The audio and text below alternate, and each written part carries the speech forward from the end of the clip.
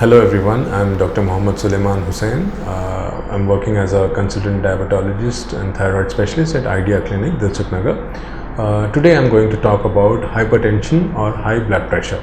So hypertension or high blood pressure is a long-term medical condition in which there is persistently high blood pressure in the arteries.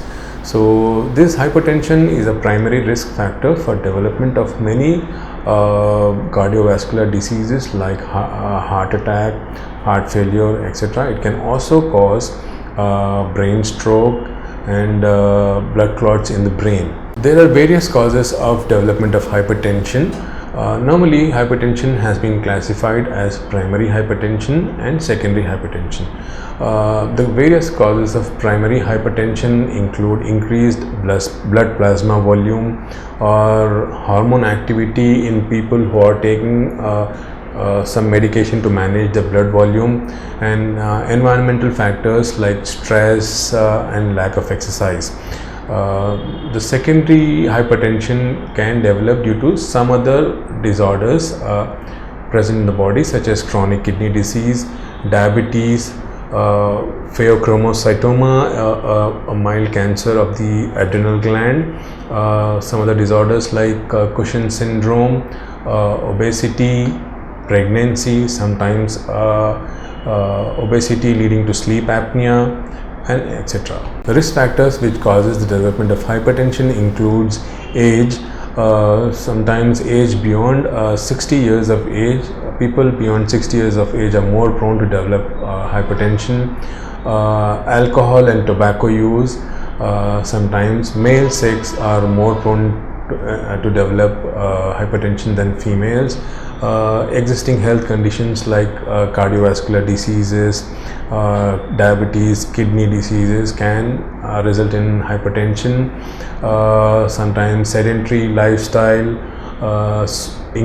excessive salt intake and low potassium intake can result in development of hypertension.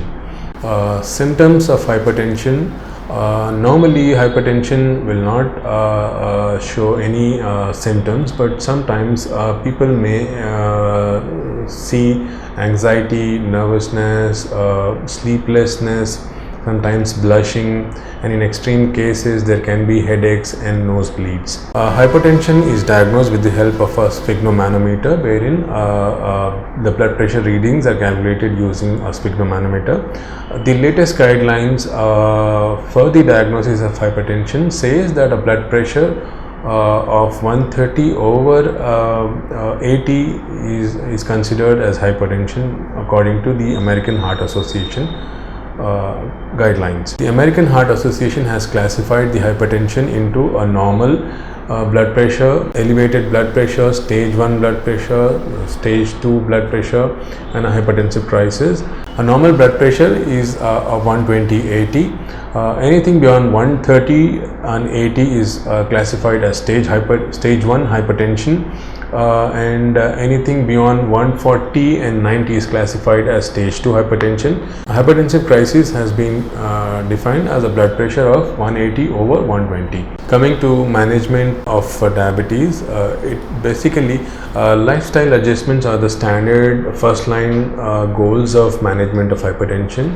These lifestyle managements includes regular physical activity, stress management, and good eating habits. It is advised that people should work out for about 150 minutes of moderate aerobic activity, or at least 75 minutes of high intensity exercise activity during a week. People should exercise for at least 5 days a week, cycling, jogging, swimming, and activities like walking, etc. Stress management is also an important factor in the management of hypertension. Activities like meditation, yoga, stress reducing activities or relaxation techniques should also be implemented. People should avoid alcohol consumption, recreational drugs, tobacco smoking, junk foods, in order to bring down their blood pressures. Smoking also can increase the blood pressure. it is highly important for people to understand that avoiding smoke, or at least quitting the smoke, is an important factor in management of diabetes. Dietary management of hypertension. The dietary management of hypertension includes moderate consumption of salt. The WHO recommendation for the consumption of salt suggests a salt intake of less than 5 grams per day. Second would be moderate consumption of alcohol. It has been widely accepted that excessive consumption of alcohol increases the blood pressure levels. So it is advised that the alcohol consumption should be in a limited amounts per day. The third is eating more fruits and vegetables and less fat in the diet would help in reduction of the hypertension. Eating more amount of fats can lead to increased hypertension. So instead, it is advised that people should go for a whole grain, high fiber foods or a variety of fruits and vegetables to control the blood pressure.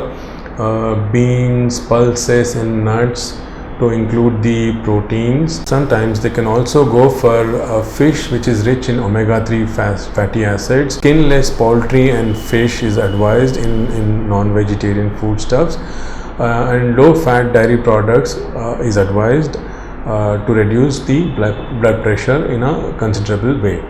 It is important to avoid trans fat and hydrogenated vegetable oils and animal fats to reduce blood pressure. Apart from the diet, it is very important that the weight management is also plays an important factor in the management of hypertension. Obese people are at a high risk of development of hypertension. So it is strictly advised that the weight management plays an important role in the management of hypertension. Now, apart from these, there are various medications available in the treatment of hypertension. The ideal target for any treatment, any medication for managing hypertension is that the blood pressure should be brought down below 130/80. Drugs available in the management of hypertension, which includes diuretics, beta blockers, alpha blockers, calcium channel blockers, and so on.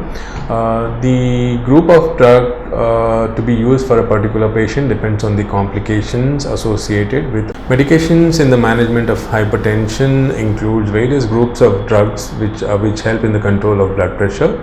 Normally a low dose of medication is initiated at the beginning. Before considering any medical management, it is highly advised that we suggest a proper lifestyle modification, physical activity and weight management, and then we move on to a proper then we move on to a medical therapy. Normally we initiate with a single drug therapy. In case if it fails, then we go on to add 2 or 3 drugs to control the blood pressure. There are various medications available in the management of hypertension, which includes thiazide diuretics, beta blockers, alpha blockers, calcium channel blockers. Then we have got peripheral adrenergic inhibitors, vasodilators, AC inhibitors, ARBs, and so on. Now, the choice of drug to be used for a particular patient depends on the comorbid medical conditions associated with any person. The ideal target for any patient would be a blood pressure of lesser than 120/80. Any blood pressure medication will also be associated with minor complications which should be carefully monitored on a long-term therapy.